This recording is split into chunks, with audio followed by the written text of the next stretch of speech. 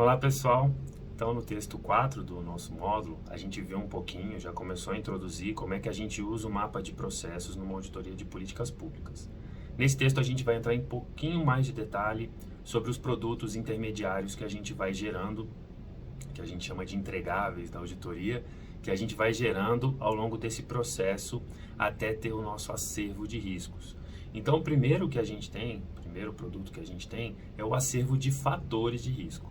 Bom, é bem simples a execução e a confecção desse acervo de fatores de risco. Bom, basicamente é um texto onde eu vou colecionando tudo aquilo que tem aparência de estar errado durante o meu processo de auditoria. Quando é que eu começo isso? Lá atrás, quando chegou a encomenda, né? A encomenda, em geral, ela chega porque tem alguma coisa errada, ou há desconfiança de alguma coisa errada, a não ser aqueles trabalhos em que a gente já faz por uma rotina, ou por ter investido grande volume de recursos governamentais ali, mas, em geral, você já tem uma percepção, partindo da auditoria, de coisas que podem estar ou dando errado, ou que podem dar errado dentro de uma política pública. Bem, então a gente começa escrevendo isso e ao longo do estudo dos processos de trabalho, ao longo dos estudos para o entendimento do objeto, eu vou encontrando várias coisinhas com aparência de dar errado. Às vezes, em entrevistas com gestores, eles apontam coisas que historicamente deram errado. A gente analisando preliminarmente processos de trabalho e documentação, a gente vê mais histórico de ocorrências indesejáveis. Então, tudo aquilo que aparenta interferir na igualdade entre a situação encontrada e o critério, ou seja, o que é versus o que deveria ser, eu vou anotando num documento em Word. A preferência é que ele seja colaborativo, para que todo mundo da equipe possa ver o que cada um está anotando e até não anotar coisas repetidas, né, para não ficar um documento muito prolixo. E a partir daí, desse acervo de riscos fechado, a gente passa a associar isso às caixinhas do processo de trabalho.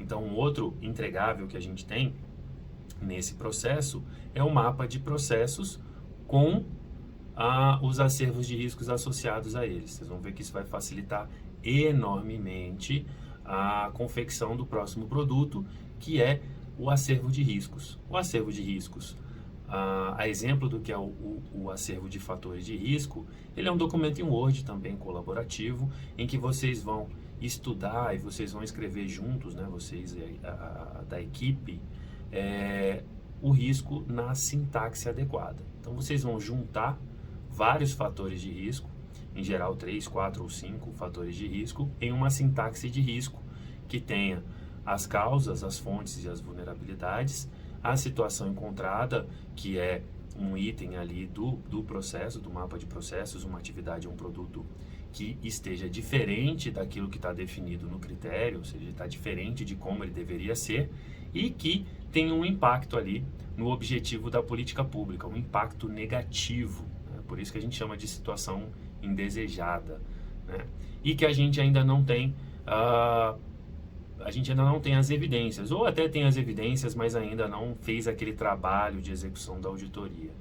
Bem, com base nesse documento é que eu vou ter o acervo de riscos. Então eu vou ter ali, eu vou ajeitando aí esses riscos, sempre naquela sintaxe adequada, né, que a gente sugeriu, inclusive, devido a, poderá ocorrer, levando a, e a gente consegue ter essa sequência nesse documento em Word para a gente começar a pensar o que é materialmente relevante e o que não é materialmente relevante para a política pública, ou seja, aquilo que a gente vai utilizar para seguir na auditoria e fazer a nossa matriz de planejamento e aquilo que a gente vai estudar os controles. Então, esse acervo de riscos, risco inerente que a gente vai falar, e é bom a gente relembrar esses conceitos, né? Então, o risco inerente é aquele que ocorre, né, que ele impacta nos objetivos da política pública, mas que ocorre independentemente de ter controles ou não. Então, eu vou abstrair a existência de controles do gestor, eu vou ver o que pode dar de errado nessa política pública.